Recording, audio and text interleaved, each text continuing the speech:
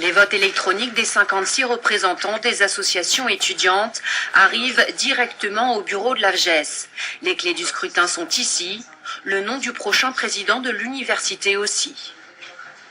Enfin, les autres collèges vont aussi se rappeler qu'on existe, qu'on a des voix, et cette fois-ci, on va pouvoir effectivement peser de tout le poids des voix étudiantes. Donc je rappelle qu'il y en a 5 pour l'ensemble du conseil d'administration et que 4 des sièges sont occupés par les élus de l'AFGES. On va pouvoir donc faire entendre nos voix et ce vote sera capital. La loi sur l'autonomie de l'université ne leur a pas fait de cadeau. Moins de représentants, moins de pouvoir. Les voilà au centre de l'attention presque par accident, comme mardi dernier au grand débat.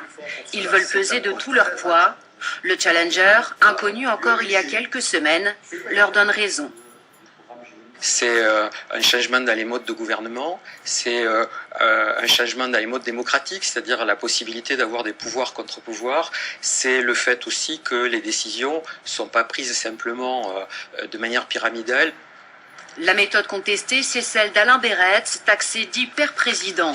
Le sortant s'en défend, comme il refuse aussi le titre d'ambassadeur de la loi sur l'autonomie des universités, dont personne ne veut.